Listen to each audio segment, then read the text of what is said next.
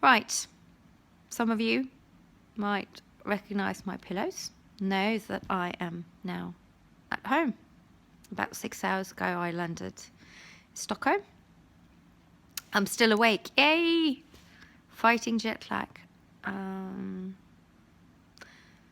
Jet lag hasn't been bad, actually.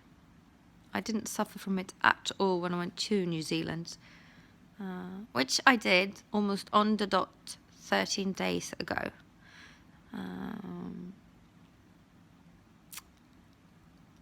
I was full of expectation, but I didn't know what to expect when I went there. The only thing I knew was that meeting Jude would be amazing, and it was. We didn't cry like we thought we would. It was more like, oh, all right, mate. Good to see you again. Lovely to see you again, even. That's the feeling we got, and both of us, by the way. And that's something that's been a bit of a theme throughout the entire journey. Melanie picked me up at the airport Saturday. I'd never met Mel before. Mel is a friend of Jude's and now a friend of mine.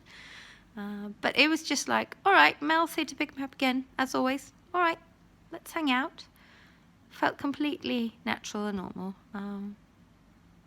Meeting Jude's family felt completely natural and normal.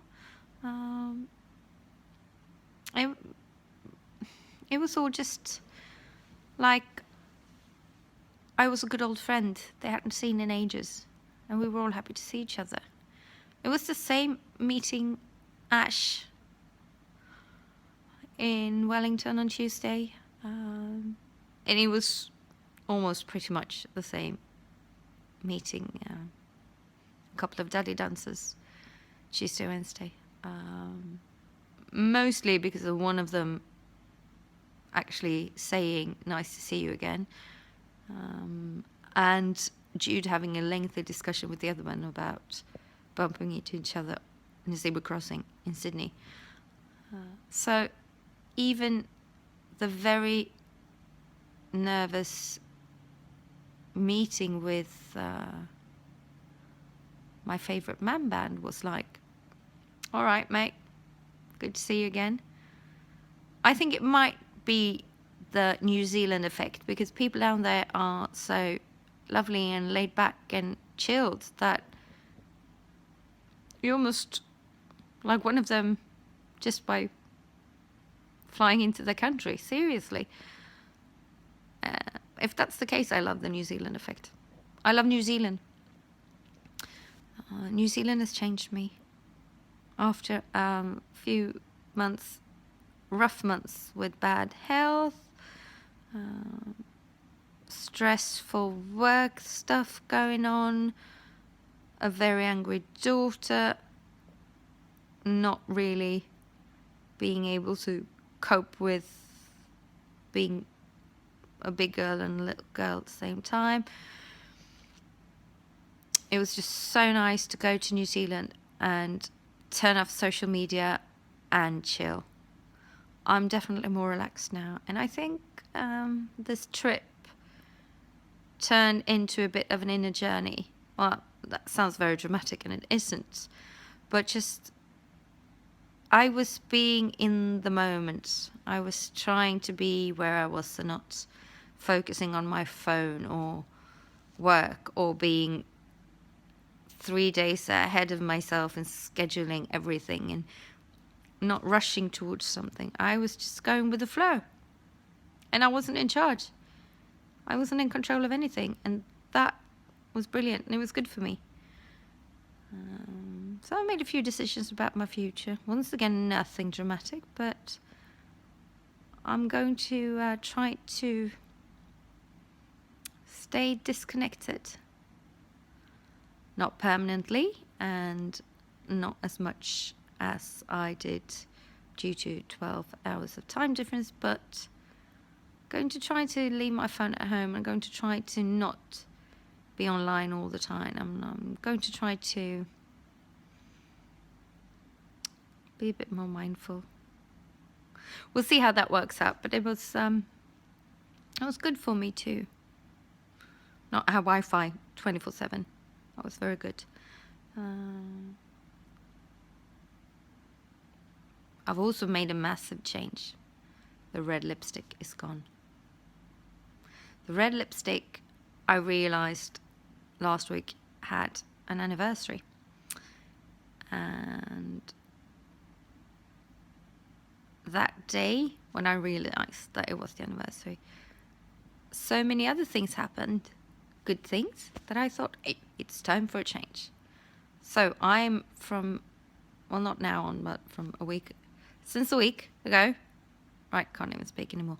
Since last Wednesday, I am no longer the red lippy lady. So the red lippy selfie is no more. I shall introduce you to the new moi later. She's pretty much the same, but she's more like a plum lady these days. And I know that's not interesting at all, but hey, that was my trademark thing, the red lipstick duck face. So you see, I have changed. Anyway, I'm coming home with Dorothy. I brought Dorothy home. She's currently being a bit of a witch. I don't think she appreciates dry airplane air, and she's itchy as beep at the moment. Dorothy's healing. For those of you who are now currently a bit confused, Dorothy is my tattoo. The new tattoo I had inked on my right thigh on Friday. I was so nervous when I had my first tattoo done. And it's a tiny semicolon on my foot. And then I wasn't quite as nervous, but still really nervous when I had my second one done. Now, Friday, when I had Dorothy done, I'd already made a complete fool out of myself meeting my man band, and I'd already stumbled on my own feet and, well, I hadn't fallen flat on the ground, but almost. And I was so high on endorphins and adrenaline and in my happy place that I actually fell asleep while having Dorothy done. I think it's safe to say that I'm addicted to tattoos. Whoops. Anyway, to sum up, New Zealand, I love that place. Gorgeous, beautiful place. I love its people. I love the atmosphere, the vibe, the ambience. Love it. I cannot wait to go back. So I have to leave you now because I have to go back on the Qatar website and see when I can find cheap business class tickets to go back down under. Cheap business class. Wish me luck. Adieu.